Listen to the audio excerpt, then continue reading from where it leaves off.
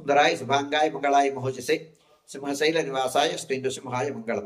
శ్రీ శ్రీ శ్రీ వరాహలక్ష్మీ నృసింహస్వామి వారి సన్నిధానంలో చైత్ర బహుళ దశమి బుధవారం ధనిష్ట నక్షత్రం ఏప్రిల్ 23వ తారీఖు యథావిధిగా 4 గంటల నుంచి 4:30 గంటల వరకు సుప్రభాత సేవ.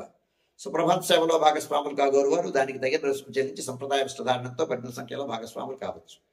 4:30 గంటల నుంచి 6:30 గంటల వరకు ప్రాతరారాధన. ప్రాతరారాధనలో భాగస్వాములు కాగోరు వారు దానికి తగిన రుసుము చెల్లించి సంప్రదాయ విస్తధారణంతో పరిమిత సంఖ్యలో భాగస్వాములు కావచ్చు.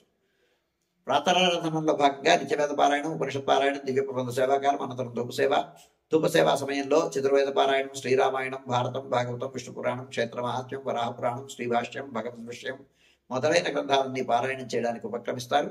అనంతరం బాలభోగ నివేదనం అయిన తర్వాత నిత్యహోమం, పరిహరణం అయిన తర్వాత మంగళాశాసనం, చేతమరగోష్ఠి, తీర్థ వినియోగం అయిన తర్వాత చుట్టు సన్నిధిలో మంగళాశాసనం పూర్తి చేసుకున్న తర్వాత సుమారు 6:30 గంటల నుంచి సర్వదర్శనం ఆరంభమవుతుంది.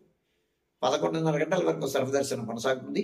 11:30 గంటల నుంచి 12:15 గంటల వరకు రాజభోగ నివేదనం, మహానివేదనం. ఈ సమయంలో భక్తుల యొక్క దర్శనం నిలుపుదల చేయడం జరుగుతుంది. మధ్యాహ్నం 12:15 గంటల నుంచి 2:30 గంటల వరకు సర్వదర్శనం కొనసాగుతుంది. మధ్యాహ్నం 2:30 గంటల నుంచి 3 గంటల వరకు మధ్యాహ్న విరామం. ఈ సమయంలో భక్తుల యొక్క దర్శనము నిలుపుదల చేయడం జరుగుతుంది.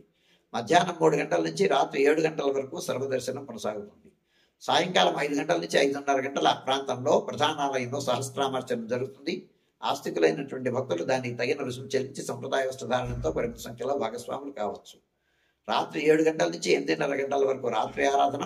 రాత్రి ఆరాధనలో భాగస్వాములు కాగోరు వారు దానికి తగిన రుసుము చెల్లించి సంప్రదాయ వస్త్రధారణంతో పరిమిత సంఖ్యలో భాగస్వాములు కావచ్చు.